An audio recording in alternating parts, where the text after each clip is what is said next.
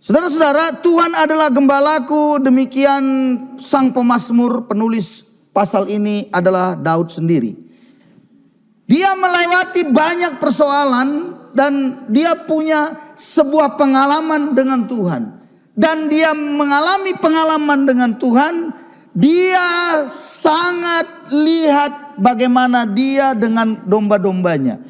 Daud adalah seorang gembala dan dia tahu bahwa domba-dombanya itu dia terus tuntun, dia terus pimpin. Bagaimana dia jagai sebagai seorang penggembala domba, banyak pergumulan. Ada banyak kesusahan dalam menggembalakan domba-dombanya. Dan dia menuliskan ayat ini. Ayat ini bukan hanya sekedar tulisan biasa ibu bapak, tapi berupa refleksi Daud dalam hidupnya. Sekali lagi, refleksi Daud dalam hidupnya. Dan ayat-ayat yang kita baca merupakan sebuah tindakan, merupakan sebuah tulisan profetik tentang Sang Juru Selamat, Kristus Yesus yang adalah gembala yang baik. Yesus berkata, "Akulah gembala yang baik, kamulah domba-dombaku." Dan hari ini kita mau melihat bagaimana Daud berefleksi tentang hidupnya dalam penggembalaan di padang yang memang tidak mudah, tidak gampang. Dia melihat bagaimana semua domba-dombanya aman ketika dia ada. Dan dia ibaratkanlah itu bagaimana Tuhan dengan dirinya. Sekali lagi, Daud sedang merefleksikan dirinya bagaimana dia dengan Tuhan. Dan saudara-saudaraku, menarik sekali kalau kita melihat. Mari kita mulai setiap ayat kita cek, kita lihat. Yang pertama, Tuhan adalah gembalaku. Dan disebutkan menarik, takkan kekurangan aku. Pertanyaan saya. Kalau seandainya Anda terus menerus merasa kurang terus, itu berarti siapa gembala Anda? Halo, siapa gembala kita? Kalau kurang terus, jangan-jangan bukan Tuhan gembala kita. Dalam terjemahan yang lain, dalam terjemahan bahasa Inggris disebutkan takkan kekurangan aku. Itu dituliskan itu sepertinya saya tidak ingin apa-apa lagi. Ya, saya tidak ingin apa-apa lagi. Bahasa Inggrisnya disebutkan di sini, kalau kita lihat, I shall not be in want. Jadi saya tidak lagi menginginkan apa-apa. Cukup ada Tuhan, aku gak ingin apa-apa lagi. Semua udah dicukupkannya katanya. Jadi waktu bicara kita selalu Tuhan gembalaku, tapi kita menggerutu terus menerus dalam hidup, terus menerus bersungut-sungut dalam hidup, itu artinya ada sesuatu yang salah dalam diri kita itu. Bukan Tuhan pastinya gembala kita. Bisa saja uang, bisa saja sesuatu dunia ini dengan semua kemewahannya. Tuhan adalah gembalaku, takkan kekurangan aku, kata Daud. Itu merupakan pengalaman hidup yang tidak bisa terbantahkan. Dengar ya saudara. Dan memang kita suka gitu. Saya tanya, waktu Daud miskin, adakah dosa Daud? Waktu Daud miskin tidak punya apa-apa, adakah dosa Daud? Tidak ada. Tapi begitu dia sudah punya segala sesuatunya, di situ dia jatuh. Maka berhati-hatilah saudara, kalau Anda sudah ditolong Tuhan hari-hari ini, ada berkat Tuhan beri buat saudara, di situ harus kita berjaga-jaga, jangan sampai kita jatuh. Karena manusia bisa saja melakukan dosa bukan pada waktu dia miskin, pada waktu dia susah. Justru sekarang ini Anda bisa lihat, orang yang sudah punya jabatan, punya uang banyak, punya kedudukan, di situ dia jatuh dalam dosanya. Dan dosa Daud sangat mengerikan. Bukan hanya membunuh, karena dia suruh itu ya Uria istri si Betseba itu lewat panglima Yoab maju, disuruhnya maju ke medan pertempuran supaya jangan ketahuan perzinahannya. Matilah Uria itu, tapi kemudian dia menikah dengan Betseba. Tidak ada yang tahu, semua kan sah-sah saja. Sudah mati suaminya, dia menikah, padahal sebelumnya itu dia sudah melakukan perzinahan. Jadi dosa Daud itu membunuh, udah gitu berzina, udah gitu lagi dia berbohong. Jangan mengucapkan saksi dusta. Kalau 10 hukum Taurat yang ada tertulis di perjanjian lama, maka 3 sudah dilakukannya sekaligus.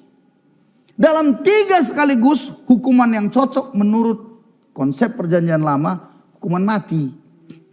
Nggak ada lagi tuh. Saudara-saudara, di dalam semua kelimpahan kita hari-hari ini, dengarkan baik-baik, ini penting. Berhati-hatilah kita, karena di dalam yang namanya kelimpahan itu ada seringkali tanpa kita sadari ada jebakan-jebakan di situ. Itu sebabnya ya, waktu kita bicara Tuhan adalah gembalaku, bukan hanya kita bicara tentang apa kebutuhan, apa kerinduan, apa kemauan kita, tapi lebih kepada kita mengenal Dia lebih lagi dalam hidup kita. Katakan amin. Jadi waktu Tuhan gembalaku takkan kekurangan aku, lalu Dia baringkan aku di padang berumput hijau, Ia membimbing aku di air yang tenang. Ini semua kalau domba, itu semua kebutuhan-kebutuhan, betul nggak? Kebutuhan domba rumput, kebutuhan domba air, tapi airnya nggak boleh deras karena dia nggak bisa minum. Airnya harus tenang. Dia bawa itu, domba itu dibawa oleh gembala itu ke air yang tenang. Dan waktu minum disegarkannya jiwa daripada domba-domba. Rasa dahaganya dipuaskan. Yes. Tapi ada satu yang harus ditambah di situ. Jangan lupa. Ia menuntun aku di jalan yang benar. Halo ibu bapak. Tuhan gembalaku. Jangan cuma berpikir semua kebutuhan-kebutuhan yang tadi air, rumput. Itu kan kebutuhan domba. Disegarkan jiwa. Itu kebutuhan-kebutuhan, yes. Tapi ada satu yang harus Anda minta. Tuntunlah aku Tuhan di jalan yang benar. Tanpa sadar kita seringkali jalan kita salah ibu bapak. Nah menariknya waktu Tuhan menuntun kita, seringkali kita melawan, betul nggak? Betul kan? Itu sebabnya nanti ada pada ayat selanjutnya ada gada dan tongkat. Gada dan tongkat. Karena nggak mau dituntun, mau sendiri saja. Ingat, domba tidak bisa hidup sendiri. Domba biasanya dia hidup bergerombol, makanya disebut kawanan domba, kawan-kawan. Dia nggak bisa hidup sendiri. Lalu saya lanjut lagi ayat yang kedua. Sekalipun, ya ayat yang keempat maksud saya, sekalipun aku berjalan dalam lembah kekelaman. Jadi kata sekalipun itu artinya pasti Anda harus masuki jalan dalam kekelaman. Anda dan saya wajib hukumnya memasuki lembah kekelaman. Nah, lembah kekelaman ini gimana sebenarnya? Jadi begini, waktu Daud bicara lembah kekelaman itu dia tuntun. Saya bisa tunjukkan fotonya sebenarnya saudara. Jadi lembah itu di bawah begitu, di kiri kanan itu bukit begitu. Dan dia berjalan di bawah membawa domba-dombanya. Dan waktu bicara dia lembah, dia bawa domba-dombanya, ini semua tebing-tebing ini yang di dalamnya banyak gua-gua. Ternyata di dalam gua-gua itu seringkali bersembunyi hewan binatang buas atau perompak-perompak, penjahat-penjahat yang ingin merampas domba-dombanya. Jadi waktu dia berjalan dalam lembah kekelaman, itu lembah di mana dia akan gentar sebenarnya karena ada bahaya di kiri kanannya. Tapi Daud bilang, aku tidak takut bahaya. Bapak Ibu, lembah kekelaman, waktu saya lihat lagi dalam bahasa yang lain, itu ternyata lembah kekelaman itu hanya bayang-bayang, shadow of that. Shadow itu bayang-bayang. Jadi kekelaman itu sebenarnya bayang-bayang saja. Bayang-bayang artinya apa? Nggak bisa menghimpit kita, nggak bisa menyerang kita. Tapi bayang-bayang itulah yang sering kali mengganggu hidup kita. Saudara-saudara jangan lupa, bayang-bayang tidak akan pernah bisa menyakiti saudara. Amin. Kalau dibilang kenapa dia? Oh, bayang-bayang itu menghantam dia. Nggak mungkin bayang-bayang. Dan kalau dia di waktu senja atau di waktu dia petang, waktu pagi, itu bayang-bayang itu lebih besar daripada tingginya kita sendiri. Biasa gitu. Jadi waktu dibawanya domba ini, memang kelihatan bayang-bayang itu tinggi besar. Dan itu membuat kita kadang-kadang gentar, takut. Aduh, bagaimana ini Tuhan? Ini bagaimana ini Tuhan? Tetapi saya mau beritahu pada saudara bahwa bayang-bayang itu tidak pernah menyakiti saudara. Jadi, kalaupun kita ada di dalam kehidupan kesulitan, apapun yang terjadi, ingatlah bahwa itu hanya bayang-bayang saja sebenarnya. The valley of the shadow of death. Bayang-bayang kematian. Itulah lembah kekelaman. Jadi waktu Anda hari ini sedang mengalami penderitaan, ada penyakit dalam hidup Anda, ada pergumulan dalam hidup Anda, jangan lupa sebenarnya bayang-bayang hanya bayang-bayang. Jadi Anda harus apa? Jalan. Kenapa jalan dengan tidak takut bahaya? Sebab engkau besertaku. Wah. Sebab engkau besertaku. Dengarkan saya baik-baik. Dengarkan saya arti sebab engkau besertaku, dengar baik. Saya tanya saudara-saudara hari ini. Siapa yang takut sekali naik pesawat? Kadang-kadang saya bingung. Ketika bicara Tuhan beserta, itu artinya kita mempercayakan diri kita pada Tuhan. Betul nggak? Nah, waktu kita masuk pesawat, artinya apa itu? Kita berserah diri pada pilot. Pokoknya kita tenang saja, pasti sampai. Pilotlah kita percaya, dia akan atur semuanya. Pesawat pasti bisa cepat sampai dengan caranya. Bukan dengan cara kita. Dia lebih tahu semuanya. Maka dengar baik. Waktu domba-domba. Ingat ini penting. Domba-domba. Sebagaimanapun beraninya domba-domba. Ini berani domba-domba ini. Pokoknya ngadapin apapun kayaknya berani. Tapi yakinlah. Ketika datang serigala. Datang singa. Pasti akan jadi bulan-bulanan. Apa yang dibutuhkan domba-domba? Waktu di dalam kumpulan itu, yang diperlukannya adalah gembala di dekatnya. Makanya Daud bilang, aku nggak takut. Kenapa? Karena engkau besertaku. Dia buat dirinya, dia refleksikan, aku ini domba. Dia ibaratkan, dia pikirkan, dia ibaratkan, aku domba. Ada Tuhan di sampingku. Apa yang harus kutakut? Kenapa? Karena dia ada bersama saya. Karena dia ada mengerti akan saya. Dia tahu, peduli. Dan dengar baik. Domba sangat memerlukan yang namanya gembalanya ada di situ. Bukan keberaniannya. Ingat, seberani apapun domba pasti akan kalah dengan serigala. Jadi yang diperlukan di situ adalah keberanian seekor domba mempercayai gembalanya. Ingat saudara-saudara, sama seperti Anda kalau nggak percaya saya, udah susah kita ini. Tapi karena Anda percaya, Mari kita bersama-sama. Karena kepercayaan itu sesuatu hal yang sangat mutlak kalau kita mau bersama-sama. Benar apa tidak? Saya tanya pada Bapak Ibu sekarang. Kenapa dulu mau sama suami? Atau ibu sama suami? Bapak, kenapa mau dulu sama istri? Jawabannya, ini yang terutama perempuan ini kan biasanya ragu-ragu awalnya. Udah stres, bagaimana, benar gak ini, benar gak ini gitu. Ingat, kalau dia tidak percaya, itu gak jadi tuh.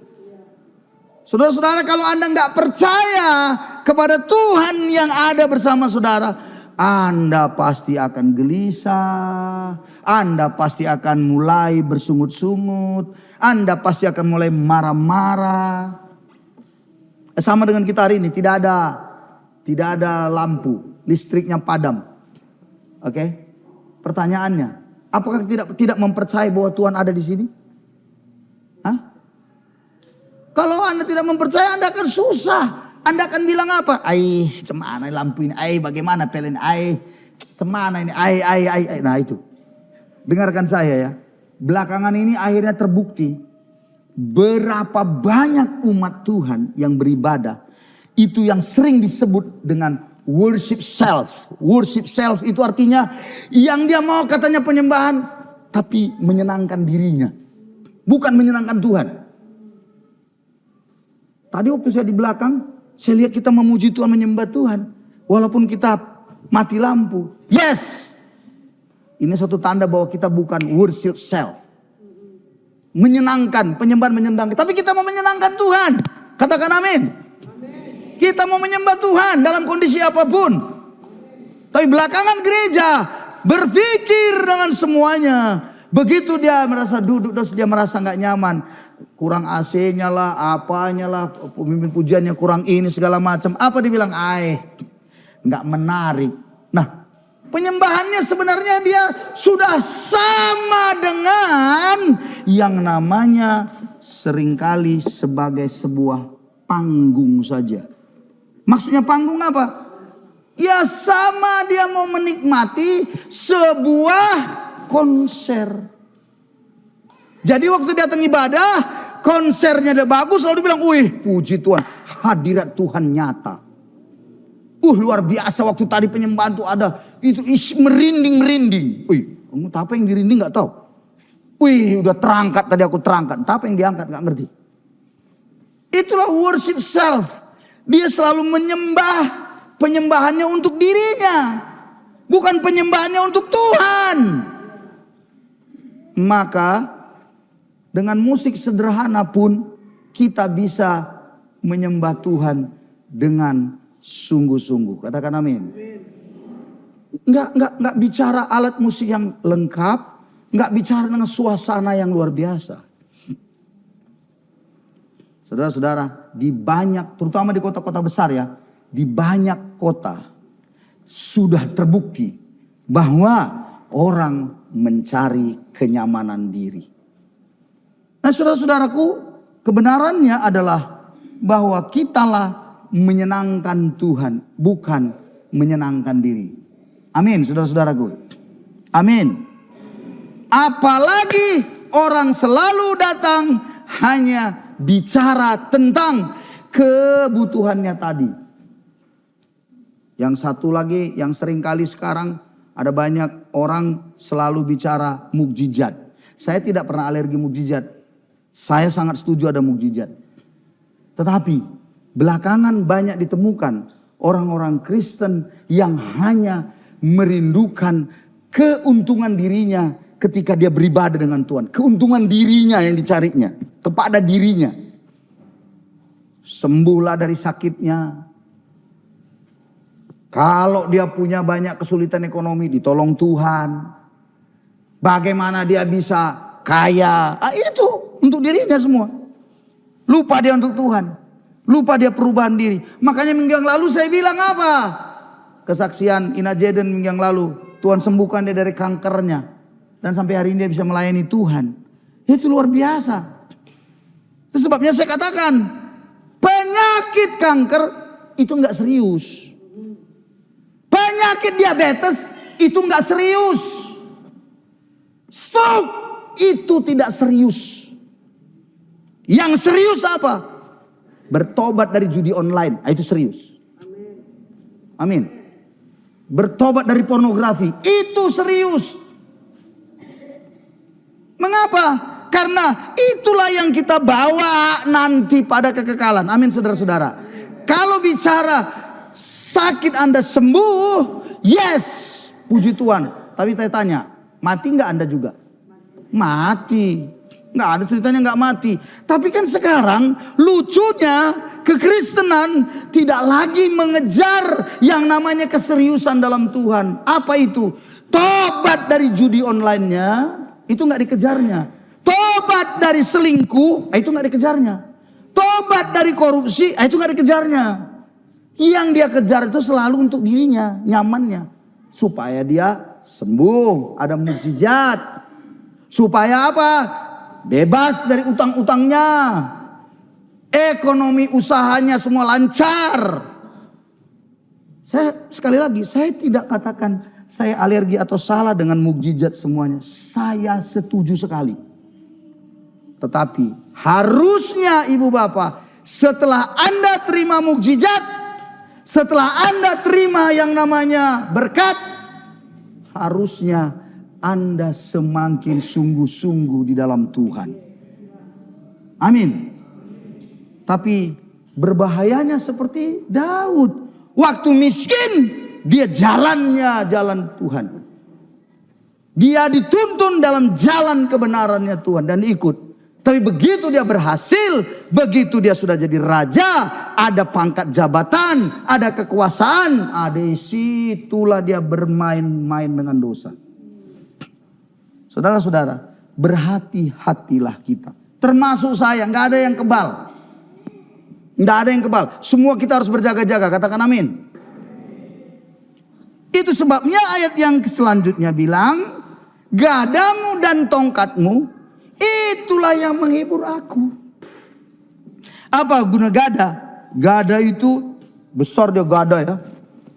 Bapak ibu tahu kalau di kampung itu apa itu? Kalau daun ubi tumbuk tahu, itu apa namanya? Lesung itu kan? Tahu kan? Tung gitu kan? Itu gada lah seperti itu. Itu dipegang itu tujuannya apa gada itu? Kalau ada serigala itu dilempar, bisa tuh dipukulkan gitu, dilempar.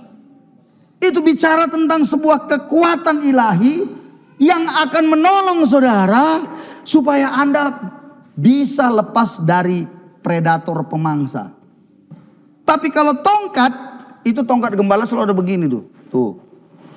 Dia tinggi tapi ada lengkungannya. Gunanya apa ini tongkat ini?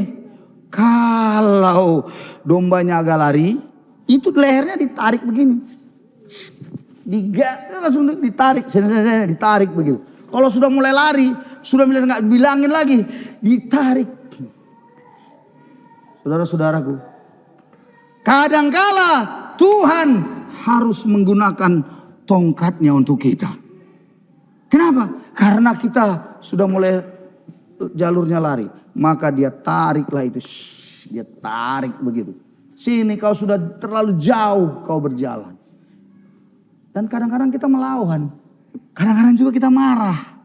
Tapi Daud tahu bahwa itu yang menghibur dia. Wih, luar biasa. Karena dia sudah lihat bagaimana domba-dombanya itu dia perlakukan kalau sudah mulai menyimpang. Saudara-saudaraku, tongkat Anda artikan atau kita artikan adalah kedisiplinan dari Tuhan. Disiplin Tuhan perlu sekali. Bapak ibu punya anak yang nakal, apa yang ibu lakukan? Disiplinkan. Disiplinkan pakai apa? Tongkat. Jangan engkau pakai tangan cubit, pukuli, tampari, itu nggak benar.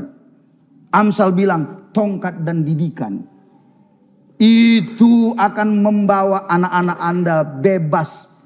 Atau di masa depannya dia bisa berhasil. Tongkat dan didikan kata kitab Amsal. Jadi harus ada itu. Dan selanjutnya, ayat selanjutnya, engkau menyediakan hidangan bagiku di hadapan lawanku. Nah, kalau hidangan disediakan itu apa itu? Hidangan disediakan bagaimana? Apa artinya kalau hidangan disediakan? Kan ada makanan.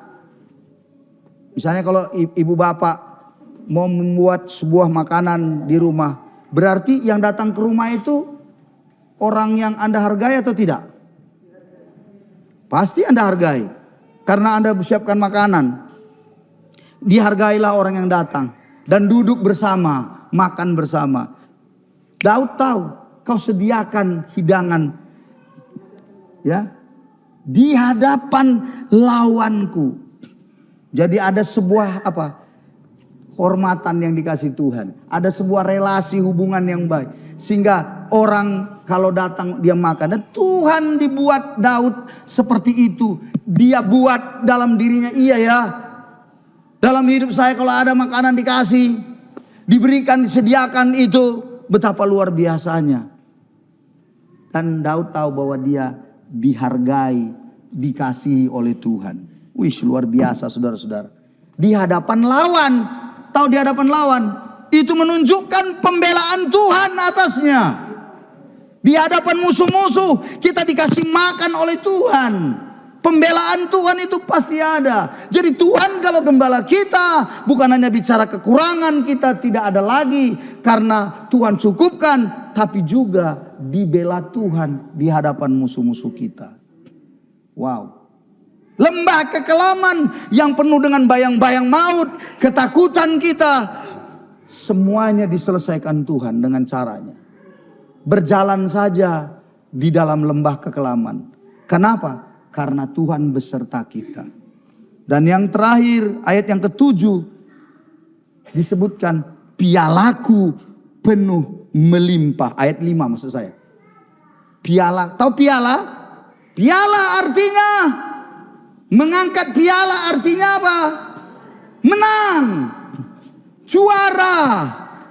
Dan isinya itu melimpah penuh. Jadi piala zaman dulu itu piala, kalau orang mau minum itu ada piala, itu melimpah. Diisi Tuhan dengan anggur baru, sukacita, itu maksudnya. Kemenangan itu penuh sukacita dibuat Tuhan. Halo, ibu bapak, saya beritahu pada saudara, Tuhan menyediakan buat saudara adalah piala Anda penuh melimpah, sukacita tetap. Dengarkan saya kasih tahu. Anda nggak punya uang pun, dengarkan ya, nggak punya uang pun bisa dilihat orang sukacita. Benar apa tidak? Benar apa tidak? Buktinya apa? Buktinya datang orang pada Anda minjam uang. Oh haleluya. Oh ajaib Tuhan. Haleluya. Nggak tahu, Anda nggak punya uang, nggak punya. Tapi Anda karena sukacita, dipikir orang itu banyak kali uang ibu ini. Wih luar biasa. Pinjam bukan 100 pinjamnya, bukan pinjam 100. Apa dibilangnya? Dipinjamnya berapa? Pinjam dulu sedikitnya, enggaknya banyak. Berapa? Ya 20 juta. Ya bengkok kita 20 juta. Sementara enggak ada, aduh. Dan saya berulang kali ada WA ke saya, berulang kali. Ada yang mau minjam 10 juta, ada 20 juta. Kemarin terakhir pas lagi memang tidak ada, mau minjem berapa? 1 juta. Saya bilang, Tuhan dari mana lah Bapak ini tahu siapa saya? Ya kayak banyak uang begitu. Halo, halo, uang Anda banyak atau tidak? Banyak. Hah? Banyak. Halo, jawab dulu saya. Uang Anda banyak atau tidak? Banyak. Pinjamlah. Bagaimana saudara-saudara? Bagaimana? Bisa? Orang akan bilang, aduh tidak bisa. Tapi karena kita sukacita. Bayangkan bayang-bayang maut udah datang, kita udah begitu takut. Tapi nggak takut bahaya. Sebab Tuhan besertaku. Anda taruh hidup saya. Yes Tuhan, aku percaya. Engkau yang akan atur hidupku Tuhan. Anak-anakku dipelihara. Kenapa? Kenapa engkau bingung begitu? Halo, kenapa jadinya Anda bersungut-sungut dengan dunia ini? Gimana ini Tuhan? Sulit aku ini. Gimana menyekolahkan anak? Gimana mengkuliahkan? Gimana? Ingatlah baik-baik. Kalau Tuhan gembala saudara, Dia siapkan dengan caranya. Yes, amen. Engkau besertaku. Makanya Daud bilang, Tuhan saja sudah cukup. Aku tidak mau yang lain. I shall not want, katanya. Aku tidak mau yang lain-lain. Yang ku ingin nggak mau, cukup Tuhan ada, yes semuanya. Tuhan ada dalam hidup saya, semuanya pasti akan ditolongnya. Dan pada akhir yang terakhir, ini saya kasih ilustrasinya. Mari Pak Wilfred, mari Pak Nelson. Ayat yang ke-7. Apa ayat yang ke-7? Apa ayat yang ke-7? Apa katanya yang terakhir? Kebajikan dan kemurahan belaka akan mengikuti aku. Berapa lama? Kebajikan, kemurahan, oke, mengikutiku. Pegang belakang, pegang belakang lagi. Kuat Pak sini Pak. Kalau nanti saya tiba-tiba jatuh, tangkap. Oh, iya. Enggak, kalau tak jatuh tangkap saya. Lihat, perhatikan, pegang sini Pak. Hei, tiap hari kebajikan dan kemurahan ada di belakang. Kau tahukah itu? Hah? Kurang lagi uangmu? Kurang? Hah? Banyak uangmu atau sedikit? Banyak. Pinjamlah. Bayangkan, kebajikan dan kemurahan belaka mengikuti aku. Seberapa lama? Seumur hidupku. Kebajikan dan kemurahan belaka. Terus Ina Peter, banyak dia. Hai Bapak, bayangkan mengikuti kemanapun aku pergi. Kebajikan dan kemurahan. Tiba-tiba saya jatuh. Aduh.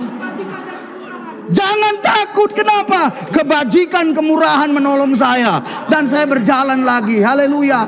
Amin saudara-saudaraku. Tidak perlu kau tahu, jatuh lagi tiba-tiba. Aduh, Tuhan gimana ini? Nggak ada anak-anakku, gimana Tuhan? Tolong. Ingat, kebajikan kemurahan belaka mengikuti dan kau bangkit lagi. Aku percaya Tuhan, besok sudah ada itu semua Tuhan. Haleluya, kau jalan lagi dalam hidupmu. Saya mau tanya, kalau gitu apa lagi masalahmu? Hah? Apa lagi masalah? Apa lagi masalahnya? Masih belum ngerti lagi? Ulangi Pak, masih belum ngerti lagi. Ada yang kebajikan dan kemurahan, pegang Pak. Kebajikan, terserah yang mana duluan. Kebajikan dan kemurahan belaka mengikuti aku.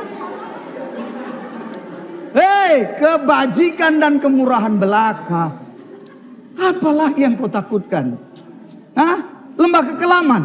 Hanya bayang-bayangnya itu. Shadow of death. Hanya bayang-bayang kematian. Kita jatuh. Kadang-kadang kita lemah bukan? Kadang-kadang Tuhan bagaimana ini? Tapi ingat lagi, Tuhan beserta. Kebajikan kemurahan, berdiri lagi, jalan lagi. Karena kebajikan kemurahan mengikutiku seumur hidupku. Sampai kapan? Sampai mati. Seumur hidup ada dia. Wow. Kalau begitu Anda pulang dari sini, ingat baik-baik. Taruh di dalam. Jangan kau ingat, Tuhan kankerku. Tuhan diabetes. Stop. Jangan kau ingat lagi, Tuhan amandel. Tuhan ada bisul. Jangan kau ingat lagi kebajikan, kemurahan. Jadi kalau kau jalan, senyumlah kau jalan. Jangan mukamu udah muka pas-pasan, susah pula lagi senyum. Menyapa pun luar biasa, bilangkan Yahobu pun singkatnya. Apa itu? Yaub. Apa Yaub itu? Jangan kau buat sepertinya tidak ada lagi jalan keluar. Pulang dari sini jangan kau lagi berkata, aku rasanya mau mati. Susah Pak Pendeta. Entah matinya aku nanti ini. Putus asa lagi engkau. Stop! Itu hanya bayang-bayang kematian. Hanya bayang-bayang. Jalani hidupmu. Dan yang terakhir. Dikatakan ayat yang B-nya. Kebajikan kemurahan belaka mengikuti aku seumur hidupku. Dan aku akan tinggal dalam rumah Tuhan sepanjang masa. Berarti hasilnya orang yang Tuhan itu adalah gembalanya. Dia tidak takut bahaya. dapat pertolongan Tuhan, dapat kemenangan, ada makanan di hadapan lawan. Dan jangan lupa yang paling terakhir harus diingat, aku akan berdiam di rumah Tuhan. Kata berdiam di rumah Tuhan sepanjang masa, itu artinya hubunganmu dengan Tuhan, persekutuan dengan Tuhan terus terbangun. Biarkan. Jadi ingat baik, kebajikan kemurahan di belakang Anda selalu. Tapi jangan lupakan bahwa setelah Anda tahu ada kebajikan kemurahan, itulah yang membawa Anda terus menerus bersekutu dengan Tuhan. Angkatlah tanganmu selalu dan berdoalah pada Tuhan. Kalau engkau turun tangan, Tuhan angkat tangan. Tapi kalau engkau angkat tangan, Tuhan yang akan turun tangan. Dia akan menolong saudara. Pulanglah dengan penuh sukacita. Bersemangatlah Anda meraih hari-hari Anda. Karena kekelaman itu hanya bayang-bayang saja. Tuhan memberkati kita semuanya. Haleluya. Pada akhirnya saya berharap buat saudara hari ini, apakah yang hari ini Anda takutkan lagi? Saya berharap Anda pulang tidak ada ketakutan, pulang dengan sebuah keyakinan bahwa kebajikan kemurahan belaka menyertai saudara seumur hidup. Mari kita beri tepuk tangan pada Yesus kita. Haleluya.